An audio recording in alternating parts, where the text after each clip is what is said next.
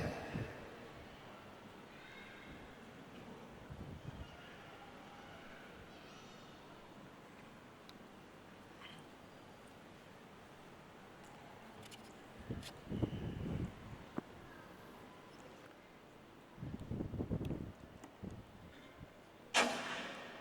Bismillahirrahmanirrahim. Assalamualaikum warahmatullahi wabarakatuh.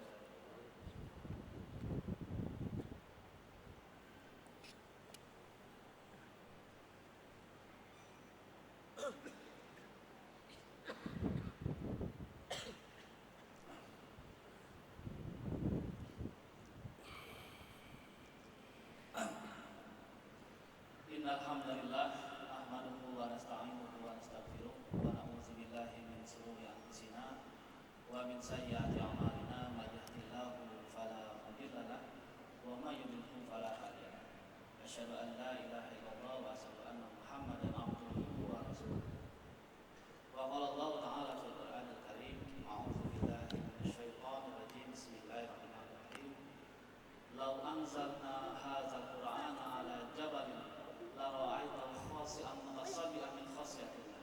Wa tilkal amsalun nasi. Bismillahirrahmanirrahim. Law anzalna hadzal Qur'ana 'ala jabalin la ra'aitahu khashi'an mutasaddian min khasyatillah.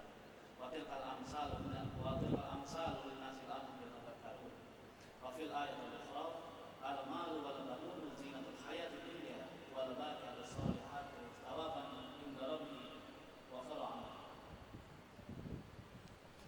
Sedang habis saat maghrib yang saya hormati, alhamdulillah segala puji dan syukur kita panjatkan kepada Allah Subhanahu wa taala yang telah memberikan karunia rahmat dan hidayah-Nya sehingga kita bisa dipertemukan dalam salat maghrib berjamaah. Juga alhamdulillah kami dari Islam Amin bisa bersilaturahim di masjid yang sangat luar biasa ini, di negeri yang begitu bersih ini. Alhamdulillah kami bersyukur dengan datangnya kami bersih. Salawat dan salam tak lupa kita tetap tercurahkan kepada Nabi besar kita, Nabi yang memberikan cahaya keimanan, cahaya yang menerangi pelita hati-hati manusia yang kosong, cahaya yang menerangi jalan agar manusia bisa mendapatkan jalan yang lurus kepada mardhatillah, yaitu Nabi besar kita, Nabi Muhammad SAW. Alhamdulillah saya diperkenankan hari ini pada pada malam ini untuk bisa memberikan sedikit ceramah kepada hadirin berkaitan dengan relevansi pemuda dalam perkembangan Islam. Ada beberapa hal yang harus kita cermati, terutama bagaimana kita bisa melihat peran pemuda Islam pada zaman sekarang. Tapi sebelum itu, kita kenal dulu peran itu. Tapi kita lihat bagaimana sebenarnya hubungan dan relevansi pemuda Islam dengan Islam itu sendiri. Kita melihat bahwa bapak kita atau milah kita, yaitu milah Ibrahim, kita bisa melihat sejarahnya bahwa ketika beliau menjadi pemuda waktu itu, beliau bisa merasakan betapa zat yang harus disembah adalah Tuhan yang esa. Di samping waktu itu zaman jahiliyah orang-orang melihat dan menyembah kepada batu. Beliau waktu itu masih muda, dia berani mengerjakan patung-patung waktu itu. Yang kedua, kita bisa melihat bahwa Rasulullah itu diangkat dan diberikan proses menjadi Rasulullah itu dari belia sampai dia pemuda. Sehingga ketika dia mencapai umur 40 tahun waktu itu, dia diangkat menjadi Rasul. Tetapi kita tidak melihat pada sisi 40 tahunnya itu. Kita melihat dari sisi proses di mana beliau ditimpa dengan berbagai ujian cobaan ketika beliau masih muda waktu itu. Ketika Islam hadir ke dunia ini, bagaimana relevansi atau fungsi pemuda waktu itu? Kita bisa melihat waktu itu Islam begitu sulit untuk bisa masuk di negeri Quraisy. Kenapa? Karena negeri Quraisy atau kaum Quraisy waktu itu kaum yang sangat keras, kaum yang sangat kuat dengan agamanya, yaitu agama yang menyembah berhala Lata Uzaman waktu itu, datanglah Nabi dengan memberikan ajaran baru. Maka dari sanalah begitu banyak pertentangan, begitu banyak ujian, begitu banyak hambatan waktu itu kepada Nabi Muhammad SAW agar beliau tidak bisa menjalankan Islam sepenuhnya. Kenapa? Karena mereka tidak mau. Tradisi nenek moyang waktu itu dihancurkan oleh agama yang baru. Tetapi apa siasat atau apa yang menyelamatkan Islam waktu itu? Yang menyelamatkan Islam waktu itu adalah kaum pemuda, bahkan dari kaum pemuda kaum Quraisy waktu itu. Kita bisa melihat Amr bin As. Siapa Amr bin As? Dia adalah sosok pemuda yang gagah tangguh waktu itu dari kaum Quraisy yang menentang Nabi bisa-bisa. Dia bahkan melarang kaum Islam waktu itu yang berhijrah kemanapun. Dia membunuh dan memenggal siapapun yang masuk Islam waktu itu. Bahkan dia berjanji kepada kabilahnya, kepada Abu Jahal waktu itu, siapapun di antara keluarga kami, kerabat saya yang masuk Islam waktu itu, saya akan pandang. Tapi ternyata yang terjadi apa? Adik iparnya yang lebih dulu masuk Islam waktu itu, dan dia tidak bisa membantu. Yang kedua, kita bisa melihat Khalid bin Walid. Siapakah itu? Dia adalah pemuda yang waktu itu juga pemuda dari kaum Quraisy. Dia orang yang begitu berani, seperti halnya Amr bin As. Dia menentang Islam waktu itu. Tapi apa yang terjadi? Ketika dakwah Nabi yang begitu halus, dengan tidak terkotori dengan berbagai macam politik apapun waktu itu, seorang pemuda di sana yang memiliki daya kritis yang bagus, dia bisa melihat apa salahnya Nabi Muhammad waktu itu difitnah sebagai tukang sihir. Masyarakat waktu itu menganggapnya al-amin, dianggap pembohong, dia memiliki sifat patona waktu itu, dianggap pedagang yang curang, bahkan dia berhasil dalam setiap dagangannya.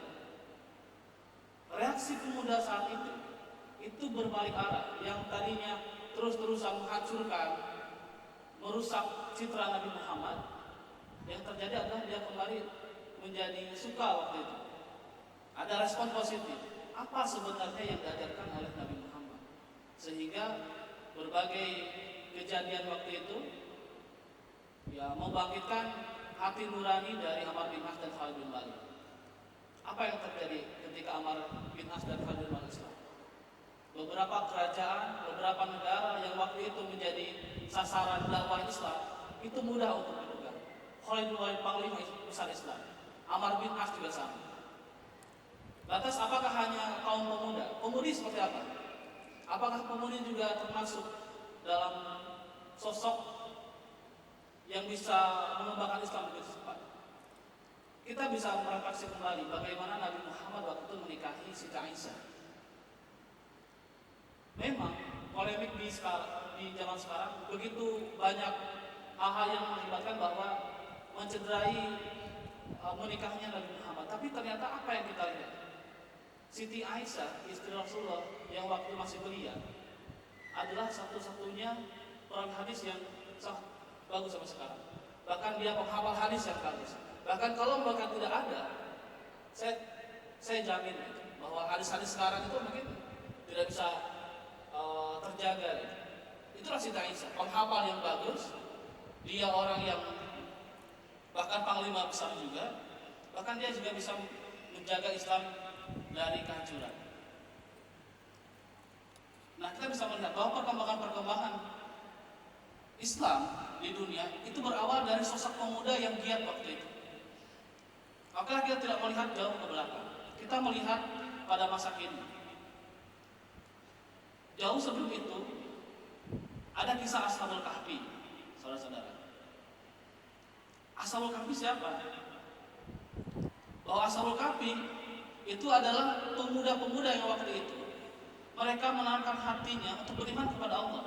Tetapi masyarakat, kerajaan, atau bahkan penguasa waktu itu meminta mereka untuk kembali kepada jalan yang sesat waktu itu. Tapi apa? Mereka tetap berjuang untuk mempertahankan keimanannya. Sampai dia masuk ke gua dan Allah menirukannya 300 hari. Innahum fityatun amanu bi rabbihim wajidnahum huda. Nahnu naqussu 'alaika naba'ahum bil haqq, sesungguhnya kata Allah, kami memberitakan kabar gembira ini kepada kamu dengan benar Innahum fityatun amanu birabbihim wazidnahum huda. Dan mereka adalah pemuda-pemuda yang waktu itu yang beriman kepada Allah dan kami memberikan petunjuk yang lebih. Maka itu jaminan Allah bahwa pemuda-pemuda atau pemuda-pemudi yang kuat dalam keimanannya, Allah akan senantiasa memberikan cahaya makna dan hidayah kepadanya. Hadirin sidang maghrib yang saya hormati, di Indonesia, mungkin kalau di Malaysia saya nggak begitu paham ya pergerakan Islam di sini. Tapi di Indonesia kita ambil contoh, ada di sana yang namanya Ormas Muhammadiyah. Kebetulan saya juga dari Muhammadiyah. Apa Muhammadiyah itu? Muhammadiyah adalah ormas yang berjuang untuk memperjuangkan Islam. Ada juga Nahdlatul Ulama, ada juga Persis dan yang lainnya. Siapa pendirinya dan bagaimana gerakannya? Muhammadiyah didirikan tahun 1912 oleh Kiai Haji Ahmad Dahlan. Pada waktu itu beliau baru pulang dari Mekah untuk belajar. Bahkan bisa diprediksi waktu itu beliau berumur 23 atau sampai 27 karena beliau baru belajar dari sana. Tapi dengan giroh semangat jihadnya untuk menyebarkan Islam, menyebarkan agama Islam yang benar, karena waktu itu masih banyak pelencengan di paham-paham Islam di Indonesia, dia terus-terusan memperbaiki hal itu. Sehingga apa yang terjadi sekarang?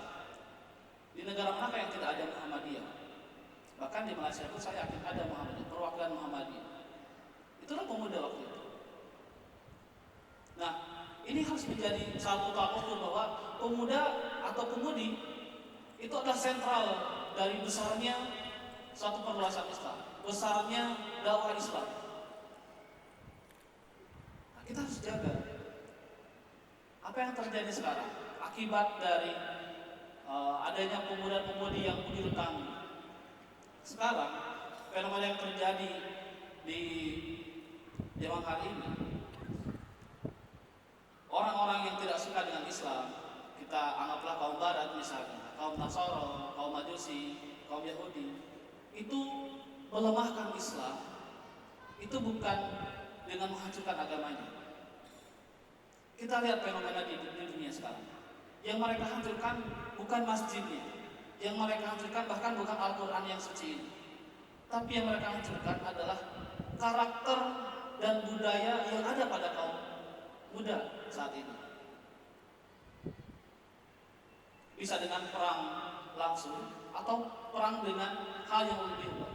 Ghazwul Fikri, ada Ghazwul Harbi, ada perang langsung. Kita melihat misalnya contohnya Palestina yang dibombardir terus. Apa yang mereka hasilkan? Mereka membunuh hafiz-hafiz belia di Palestina. Begitu banyak orang-orang yang masih belia yang sudah hafal Quran meninggal karena dibombardir oleh Israel. Lantas di negeri kita apa? Di rumpun kita apa? Yang mereka hancurkan bukanlah kitanya, tetapi karakter kita. Lewat apa? Media, dunia hedonistik. Coba kita lihat pesan-pesan sekarang yang begitu marak dengan baju yang sangat minimalis. Apa untuk siapa itu? Apakah untuk orang tua? Kan tidak cocok kan melihatnya. Untuk pemuda. Kita juga bisa melihat game-game online yang memanjakan orang-orang untuk terus main game dan lupa akan ibadahnya. Untuk siapa? Apakah untuk orang tua? Kan tidak, tapi untuk pemuda. Terus obat-obatan terlarang, minum-minum alkohol yang begitu marak sekarang, apakah untuk orang tua tujuan mereka? Tidak. Untuk kaum muda. Style-style food dan segala macamnya, fashion, itu mereka tuh untuk apa? Agar karakter dari pemuda Islam di negara manapun itu jatuh, sehingga mereka tidak bisa mempelajari Islam dengan benar, sehingga mereka mengalihkan pembicaraannya, mengalihkan perhatiannya dari mengurusi Islam menjadi urusan yang lain duniawi. Kita bisa melihat dulu surau-surau begitu penuh gitu.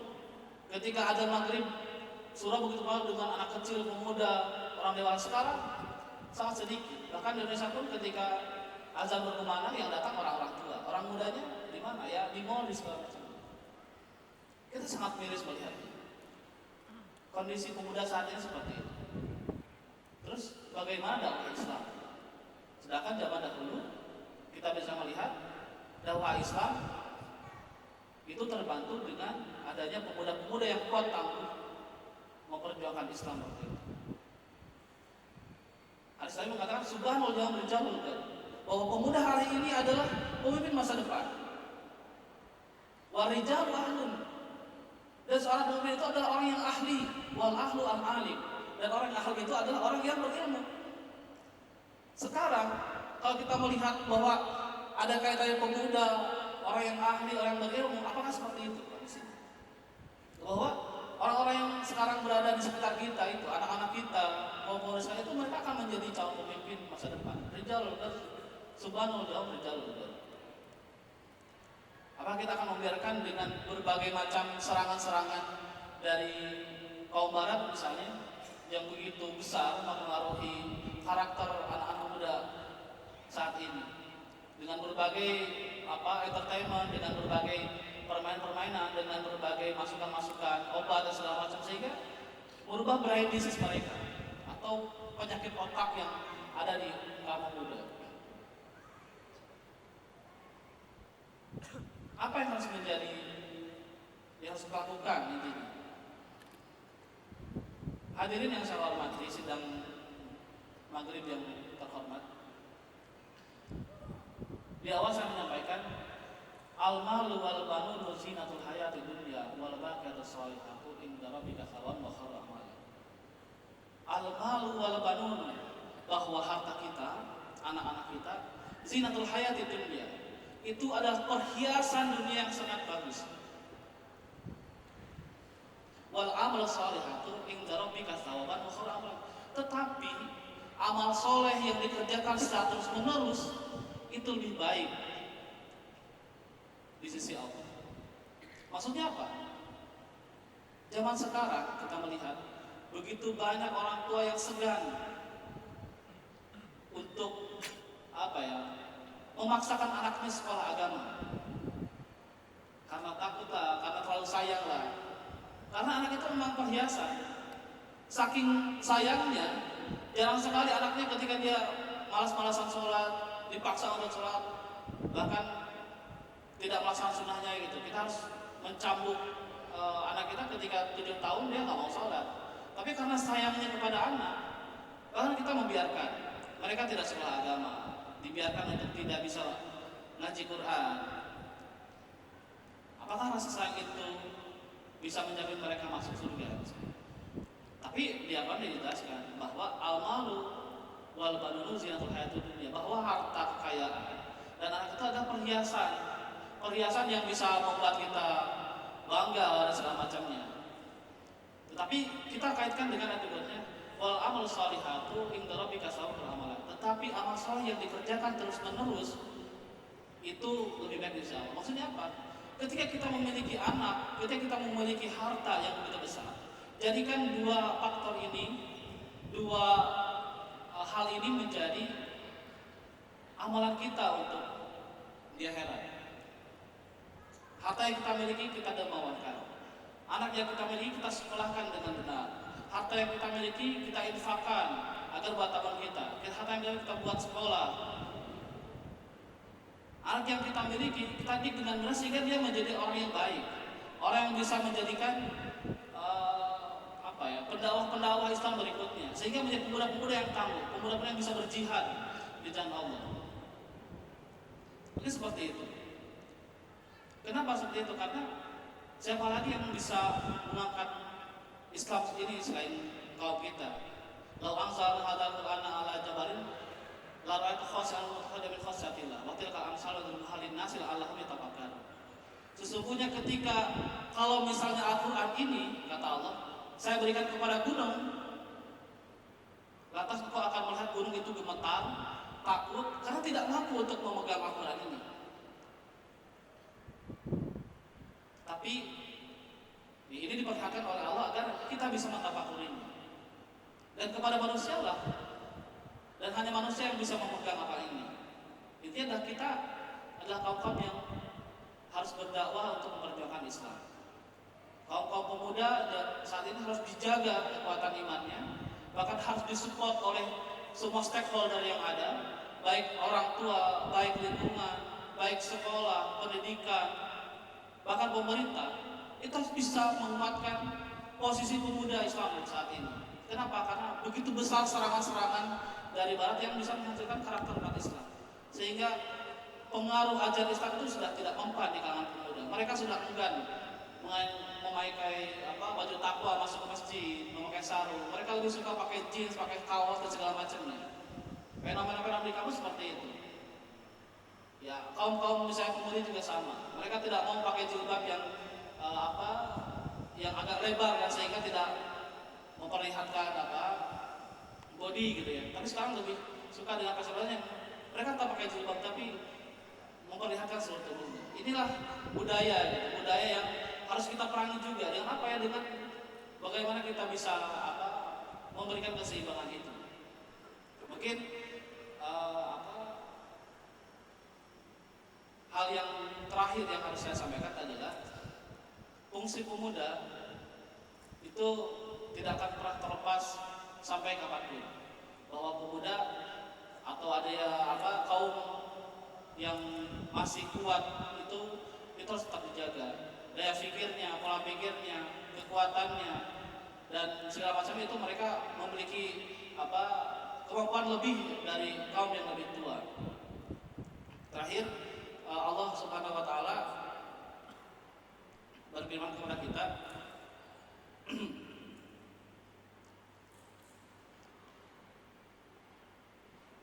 Wattini wa zaitun wa turi sinin wa hadzal baladil amin laqad khalaqnal insana fi ahsani taqwim summa radadnahu asfala safilin illa alladziina aamanu wa 'amilus shalihati falahum ajrun ghairu mamnun. Wattin wa zaitun, ini buah tin dan itu. Wa turi sinin dan itu tursin.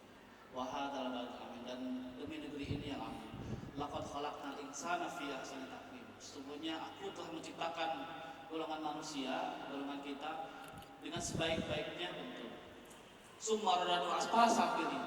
Tetapi aku langsung jatuhkan manusia itu ke tempat yang paling dasar. Illal ladzina amanu wa 'amilus shalihati falahum ajrun ghairu mamnun. Kecuali orang yang senantiasa beriman dan beramal soleh, yang terus-menerus tidak akan terlepas. Intinya mari kita terus-terusan meningkatkan iman kita, amal soleh kita, untuk terus memperdalam ilmu, bahkan mendakwahkan balighul anni wal ayat, agar kita tidak hilang jiwa keimanannya, agar kita tidak hilang dari godaan-godaan yang sampai saat ini terus-terusan memerangi kita selalu kaum pemuda ataupun kaum yang lain. Terima kasih. Billahi fi sabilil haq, wastabil khalat. Wassalamualaikum warahmatullahi wabarakatuh. Waalaikumsalam.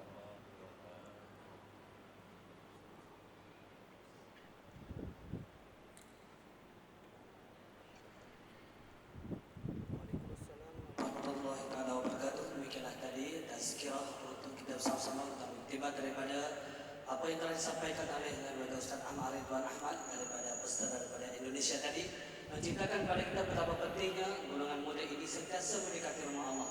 Jadi dengan itulah Masjid Al-Qumizan Zainal Abidin ini merancang berbagai program, di mana di antaranya berbagai program, di antara pagi daripada semalam kita turut bersama dengan kita pada ini 3 buah sekolah, yang mana daripada mulai semalam adalah pada esok hari mereka bersama dengan kita pada hari ini untuk mengisi berbagai program yang telah kita susun. Jadi muslimin dan muslimat yang telah sekalian, sekali lagi Masjid Al-Qumizan Zainal Abidin mengucapkan terima kasih kepada semua peserta mahabir kerana menjadikan lokasi Masjid Al-Qumizan Zainal Abidin sebagai lokasi untuk menyampaikan ilmu, dan insyaAllah kita sampaikan, kita ambil apa yang telah disampaikan oleh Ustaz tadi, dan kita ambil, kita tulis di dalam Twitter kita tulis dalam Facebook kita sebarkan kepada saudara-saudara kita, dan insyaAllah kita akan mendapat keberkatan dan kedatangan daripada Allah Subhanahu wa taala. Sekali lagi majlis mengucapkan kita terima kasih, dan insyaAllah kita doakan perjalanan program peserta mahabir ini hinggalah ke akhirnya dalam keadaan selamat, dan insyaAllah mencapai objektif yang telah kita harapkan. Sekali lagi pihak Pusat Masjid Al-Qumizan mengucapkan terima kasih kepada Jabatan Kemajuan Islam Malaysia, begitu juga dengan peserta-peserta. InsyaAllah selepas ini bukan hanya ini kali yang terakhir, InsyaAllah datang lagi ke masjid ini, dan InsyaAllah setiap kali kuliah yang berlangsung di masjid ini, tuan-tuan boleh tonton di Brunei, di Singapura, di Indonesia, dan kadang kita buat streaming setiap kali kuliah, yang mana pada besok kita akan adakan forum perdana. Jadi boleh kawan-kawan daripada di luar sana balik nanti apa setiap saja kuliah yang berlangsung di masjid ini, insyaallah serata dunia akan dapat melatih. Itulah yang kita inginkan, bahawa muda-mudi sekarang ini mempunyai Android, handphone, iPhone dan sebagainya, menjadikan handphone itu sebagai satu alat untuk mendekati rumah Allah Subhanahu wa taala. Jadi muslimin dan muslimat yang telah sekalian, jemaah juga maklumat di sini juga program-program yang akan berlangsung di Masjid Tuan Guru Jalan ini bersempena dengan program kita pada hari ini, yang mana pertama sekali forum perdana bertajuk Hijrah Harta dan Jiwa pada malam esok akan disampaikan oleh yang berbahagia Dr. Ishak Arif, Ustaz Hajar Raihan, Ustaz Syahri Sandal, semuanya orang-orang muda. Jadi insyaAllah Ustaz Wafim boleh tengok dengan menggunakan handphone yang ada pada tuan-tuan dan perempuan walaupun di dalam bas, di mana sahaja berada, dalam tandas yang bahagia. Okey, yang kedua ialah program bicara semasa MTMCA bertajuk Cantik Akhlak Keluarga Bahagia, dan program halaqah secara live TV 9 akan berlangsung di masjid ini bertajuk Istana Ibadah, yang mana di antara panel penceramahnya ialah Al-Fadhil Dr. Zahruddin bin Abdul Rahman, Ustaz Badri Syahalaudin dan Ustaz Mustafa Kamal Hamzah. Begitu juga yang ketiga, program yang akan berlangsung di masjid ini adalah ceramah perdana sempena dengan Ma'al Hijrah, di mana akan disampaikan oleh mantan Imam Besar Masjid Tuan Guru Al-Fadhil Ustaz Haji Muhammad Ali bin Salbini. Dan terakhir sekali, program yang akan berlangsung dalam masa terdekat ini ialah program majlis, program berbuka puasa sunat Asyura. Jadi Ustaz Mafin mungkin tak sempat bersama kami hanya kamera saja, tuan-tuan tengok saya balik handphone. InsyaAllah kita berpuasa bersama-sama, dan jemaah-jemaah yang berada di sini dijemput untuk mengisikan program-program yang telah kami susun, yaitu hari berbuka puasa sunat 10 Muharram, buka Asyura akan bermula pada pukul 6.30. Jadi sama-sama kita meriahkan program yang telah diatur di Masjid Tuan Guru.